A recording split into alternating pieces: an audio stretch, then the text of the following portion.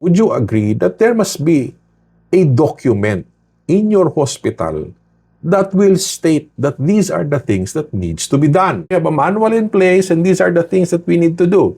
That becomes the standard. Because may hinahabol kayo. Kailangan ho kasi may habulin yung top management. Kung wala kayong hinahabol, wala kayong imomonitor. Kung wala kayong imomonitor, let us say may pera kayo. Congratulations. Wala na kayong target, wala kayong minomonitor, pero nakakatanggap kayo ng payment ni PhilHealth. Underutilized kayo or hindi na-maximize yung potential ninyo.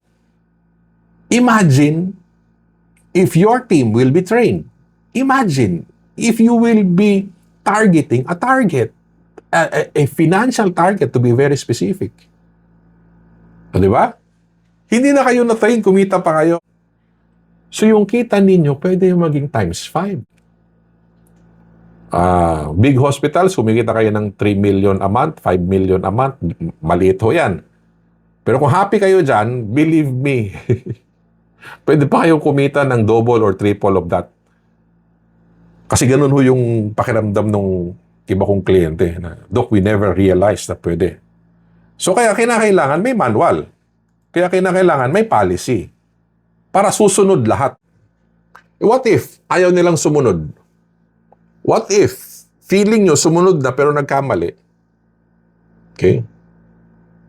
How do you solve the problem? Action number 14 is the non-compliance. You need to break the cycle. Ano ibig sabihin ng non-compliance? Meron kang dapat sundin. Meron kang gustong ipasunod sa lahat. Nakasulat sa policy. Para walang return, para walang denied. May policy, may manual, may SOP, na meetingan pa. Okay? But then, pumapalya pa rin.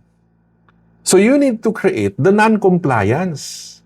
Meaning, if they will not follow, there is now another process.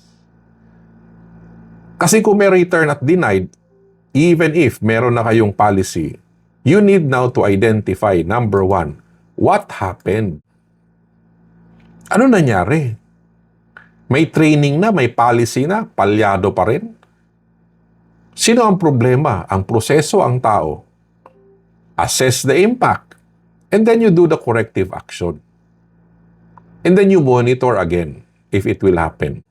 Kapag hindi sununod, may proseso. Paano i-correct?